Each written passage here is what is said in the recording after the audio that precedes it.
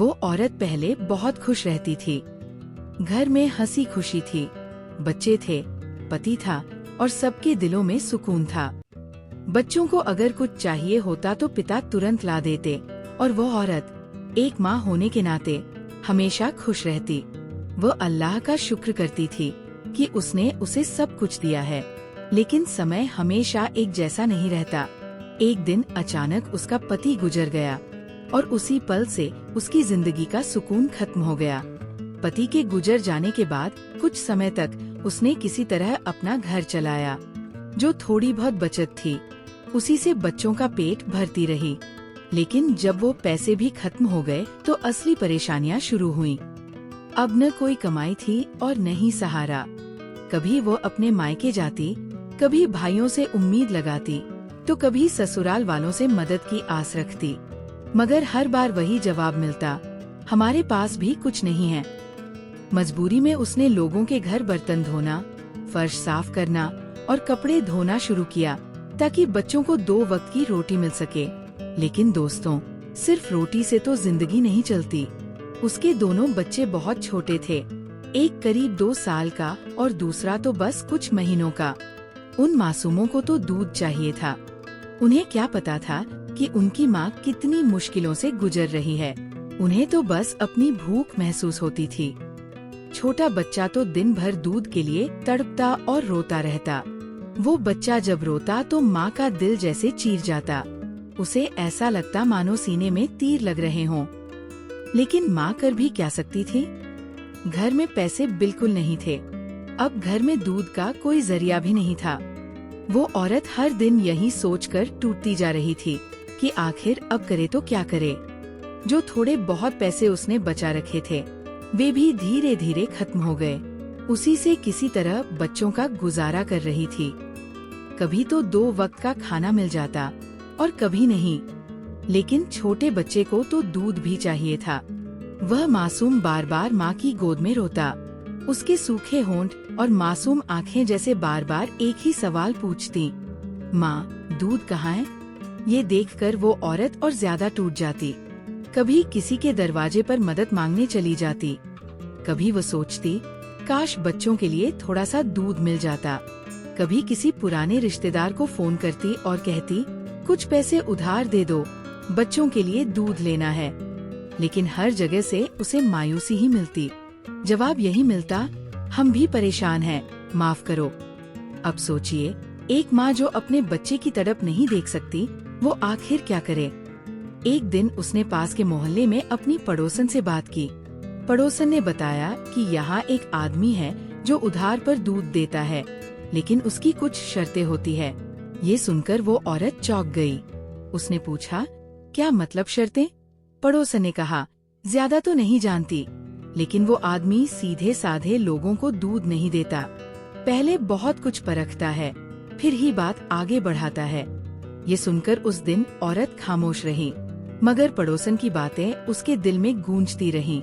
उसे लगने लगा कि शायद यही आखिरी रास्ता बचा है। बच्चे बिना दूध के तड़प रहे थे और माँ मजबूरी के उस मोड़ पर खड़ी थी, जहाँ उसे अपनी इज्जत और बच्चों की भूख के बीच चुनना पड़ रहा था। सुलाकर धीरे धीरे उस दूध वाले के पास जाने लगी। रास्ते भर उसके मन में बस यही सवाल घूमते रहे, क्या वह सच में मुझे दूध देगा? क्या मेरे बच्चों की भूख मिट जाएगी? क्या उन्हें थोड़ी राहत मिल पाएगी? उसका दिल जोर जोर से धड़क रहा था, कदम भी जैसे कांप रहे थे, लेकिन मजबूरी ने उसे रुकने नहीं दिया। जब वो उस आदमी की डेयरी पर पहुंची तो दूध वाला बाहर ही बैठा था। औरत ने धीमी आवाज में कहा, भाई साहब, मेरे पास पैसे नहीं हैं। मेरे बच्चे कई दिनों से दूध नहीं पी पाए। अगर आप थोड़ा दूध दे दें तो मैं महीने के आखिर तक पैसे लौटा दूंगी। दूध वाला चुप रहा। उसने औरत को नीचे से ऊपर तक घूरा, फिर हंसते हुए बोला, पैसे नहीं हैं और दूध चाहिए? बेचारी औरत ने हाथ जोड़कर गुजारिश की, मेरे बच्चे भूख से तड़प रहे हैं, खुदा के वास्ते थोड़ी मदद कर दीजिए। वह आदमी उठ खड़ा हुआ और बोला, देखो, मैं किसी को यूं ही दूध नहीं देता, पहले मुझे तसल्ली करनी पड़ती है। ये सुनकर औरत का दिल दहल गया। उसने कांपती आवाज में पूछा, क्या मतलब तसल्ली? आदमी करीब आकर बोला। वह आदमी मुस्कुराकर बोला, मेरी कुछ शर्तें हैं, अगर मान लोगी तो दूध मिलेगा, वरना दरवाजा खुला है। ये सुनकर औरत खामोश हो गई। डरते डरते उसने पूछा, कौन सी शर्तें? आदमी धीमी हंसी के साथ बोला, मैं तुझे देखना चाहता हूँ, ये जानना चाहता हूँ कि तेरे जिस्म पर कोई दाग धब्बा तो नहीं। वो आदमी बोला, अगर तेरे जिस्म पर कोई दाग धब्बा नहीं है, तू साफ सुथरी है, तो तुझे दूध भी साफ मिलेगा। ये सुनकर औरत के पैरों तले जमीन खिसक गई। कांपते हुए उसने कहा, क्या कह रहे हो तुम? वो हंस पड़ा, सोच लो, ज्यादा वक्त नहीं है, वैसे भी तेरे बच्चे रो रहे होंगे। उस पल औरत के दिल में जैसे आग भर गई। उसने सीधा उसकी आंखों में देखा और सोचा, क्या सचमुच एक माँ को अपने बच्चों का पेट भरने के लिए इतना गिरना पड़ेगा? आंसू रोकते हुए उसने जवाब दिया, मैं अपने बच्चों की भूख तो सह लूंगी, लेकिन अपनी इज्जत नहीं दूंगी। दूध वाला झल्लाकर बोला, अरे औरत, बहुत आई है तेरे जैसी, बाद में रोती हैं कि बच्चे मर रहे हैं। सोच ले, मैं मजबूर नहीं कर रहा। औरत ने कांपती आवाज में कहा, नहीं, मैं ऐसा नहीं कर सकती। फिर वह मुड़कर घर की ओर चल दी। उसके कदम भारी थे, दिल में तूफान मचा हुआ था। गली से गुजरते हुए उसे लगता जैसे हर चेहरा उसका मजाक उड़ा रहा हो, जैसे दुनिया कह रही हो, तू हार गई। घर पहुंचकर उसने बच्चों की किलकारियां सुनी। 2 साल का बेटा दीवार से टिककर बैठा था और 4 महीने की बेटी रोते रोते थक चुकी थी। माँ ने दोनों को गले से लगाया और फूट पड़ी, माफ कर दो। माँ कुछ नहीं कर सकी। फिर अचानक उसे दूध वाले की बातें याद आईं। अगर मान जाओ तो दूध मिलेगा। उसका मन दुविधा में पड़ गया। क्या सच में यही एक रास्ता है? दिल कह रहा था, नहीं, ये गुनाह है, मगर मजबूरी उस आवाज को दबा रही थी। आखिर वह माँ थी, और माँ अपने बच्चों की भूख के आगे टूट जाती है। लेकिन सवाल ये था, क्या ये टूटना उसकी इज्जत की मौत होगा? दरवाजा अब बंद हो चुका था। औरत गहरे सोच। औरत घबराकर बोली, क्या परखते हो? अब उसकी आंखों में अकड़ साफ दिखाई दे रही थी। वो घमंड जो अक्सर किसी मजबूर इंसान के सामने आ जाता है। वह बोला, सीधी सी बात है, अगर दूध लेना है तो यकीन बनाना होगा। ये सुनकर औरत की आंखें झुक गईं। उसके भीतर एक अनकही लड़ाई शुरू हो चुकी थी। उसने कांपती आवाज में कहा, अगर स्टैंप लिखवाना होगा तो वो भी करवा लूंगी। मुझे तो बस अपने बच्चों के लिए दूध चाहिए। दूध वाले का लहजा बदल गया।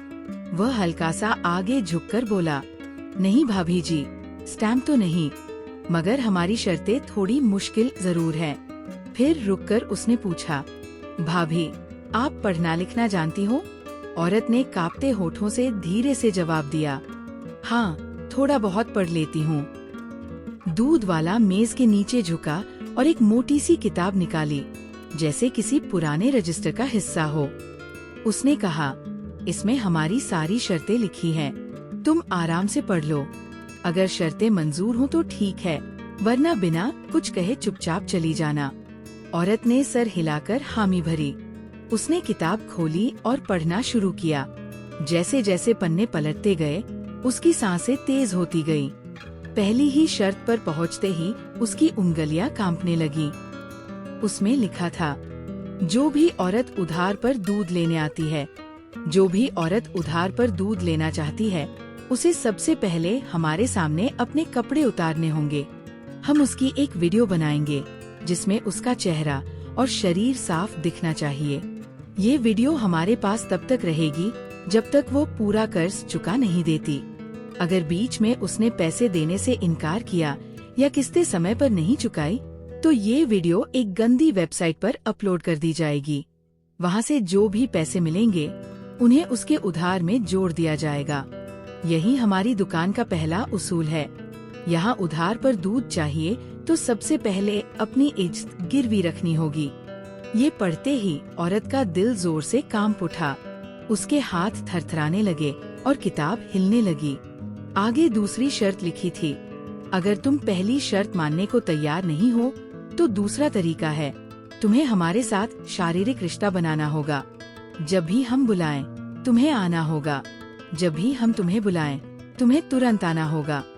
और ये मुलाकात केवल एक बार की नहीं होगी। ये सिलसिला तब तक चलता रहेगा जब तक तुम्हारा पूरा कर्ज खत्म नहीं हो जाता।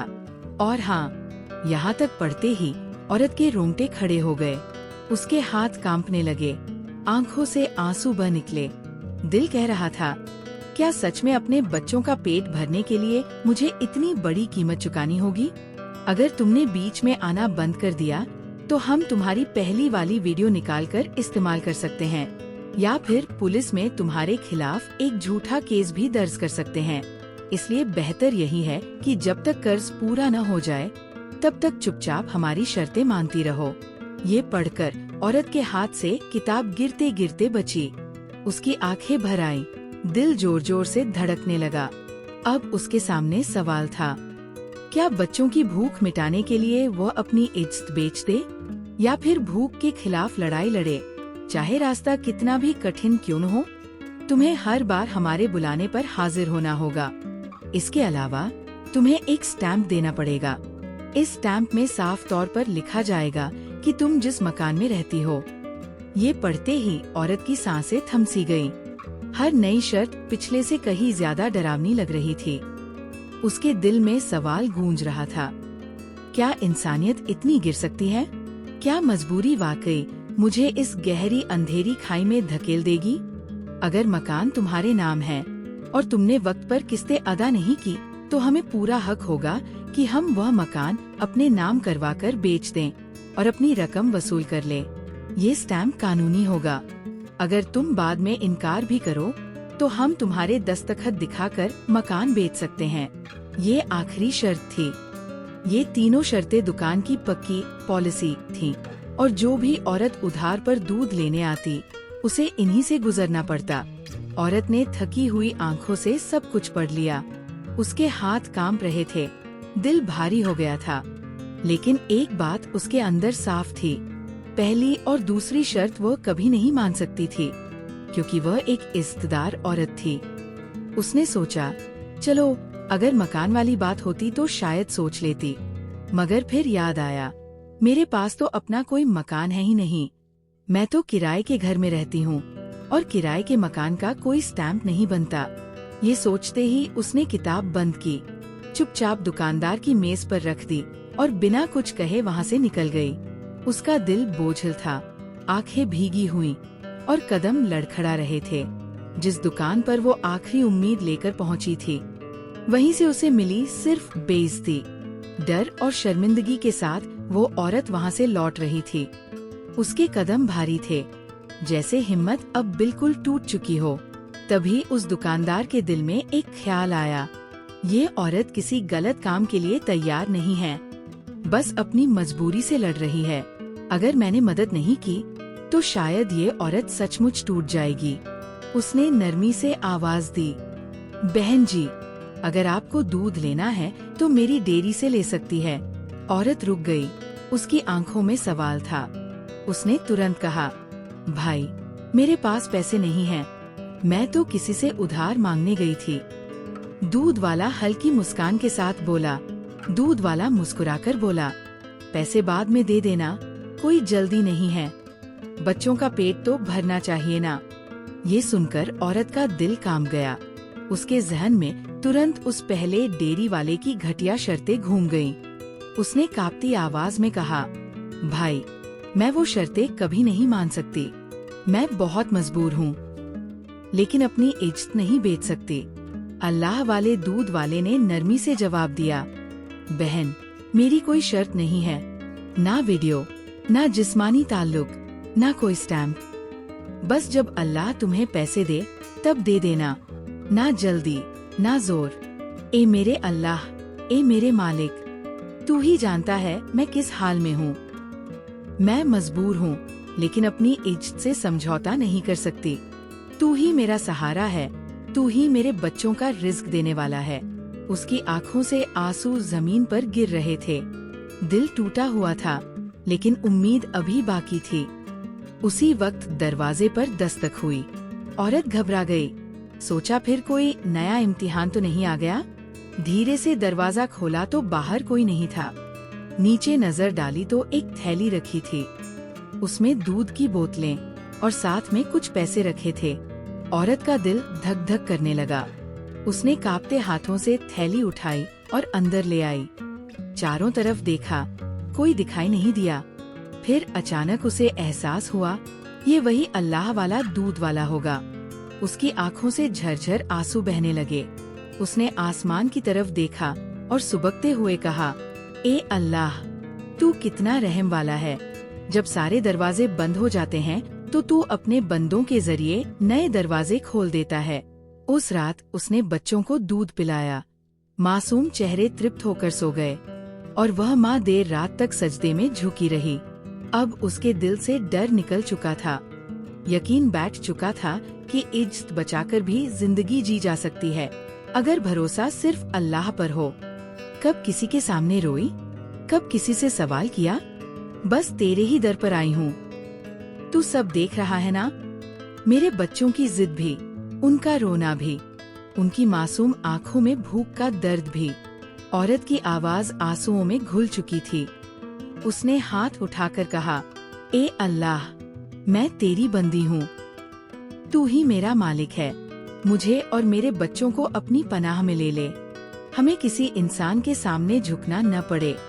हमारी इज्जत भी तू ही बचा और हमारा रिज्क भी तू ही लिख। उसकी दुआओं के साथ घर का सन्नाटा भर गया, जैसे दीवारें भी उसकी मजबूरी सुन रही हों। लेकिन उसके दिल में अब एक नई उम्मीद जग चुकी थी कि जब सब दरवाजे बंद हो जाते हैं तो अल्लाह अपने बंदों के लिए एक नया रास्ता खोल देता है।